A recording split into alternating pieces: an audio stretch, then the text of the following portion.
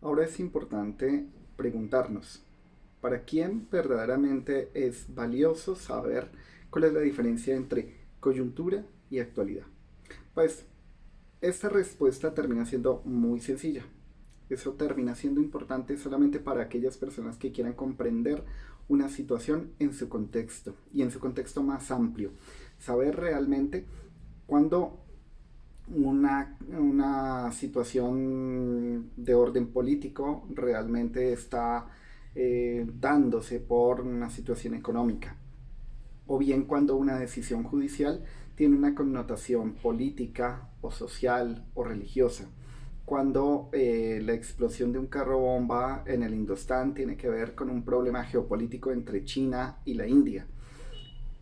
Ese tipo de situaciones que son de relación son fundamentales. Entonces es efectivamente tomar un asunto de coyuntura, un hecho que acaba de ocurrir,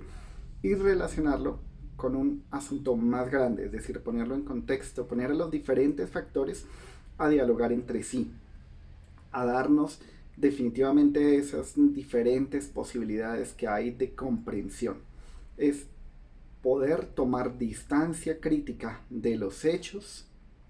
sin apasionamientos y poderlo ver en un contexto más amplio, en donde las situaciones, digamos, responden a muchas razones que pueden ser de orden económico, de orden social, que tienen que ver con lo geopolítico, que muchas veces lo nombramos, pero pocas veces lo comprendemos realmente.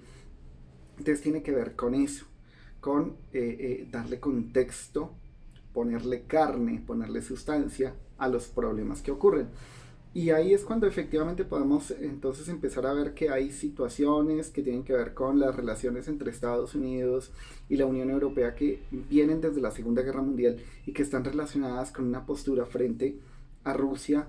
o frente a otros que han sido considerados enemigos de estos países, o bien que las situaciones de relación entre Estados Unidos y Japón pues tiene que ver más con una deuda histórica que existe allí entre estas dos naciones,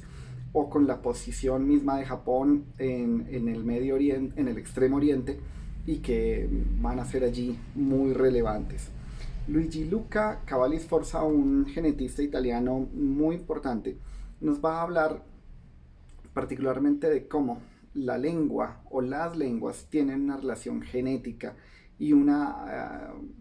relación directa, valga la redundancia, con las migraciones, con las posibilidades que han tenido los seres humanos de expansión, con los diferentes horizontes de sentido en los cuales se han ido dando diferentes procesos históricos. Cuando nosotros vemos, por ejemplo, que los seres humanos siempre hemos actuado en grupos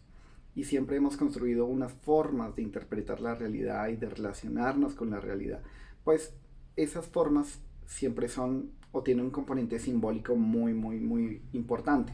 Y ese componente simbólico está directamente relacionado con la lengua, con la manera en que las lenguas se construyen, con la manera en la que se denomina el mundo y las acciones del mundo. Entonces es fundamental entender que las racionalidades de un alemán frente a las de un norteamericano, frente a las de un japonés, frente a las de un latinoamericano, tienen que ver con una cuestión cultural, pero también con una cuestión genética de elementos simbólicos que están allí y que están relacionándose. Cuando hablan de que el carácter alemán está en la sangre, por supuesto, hay un componente de Neandertal en el ADN de los pueblos de esta región del mundo que determina formas de respuesta en términos de la construcción de su carácter, de las relaciones con el otro, de la cercanía incluso entre congéneres, las posibilidades de familia, de pareja, de muchos aspectos están allí. Entonces tenemos que comprender que la política, la economía, la sociedad es étnica, el diseño es étnico. Cada país, cada pueblo tiene unas formas particulares de comportarse, de entender y de responder al mundo. Y es fundamental verlo de esa manera, en contexto, en contextos más amplios.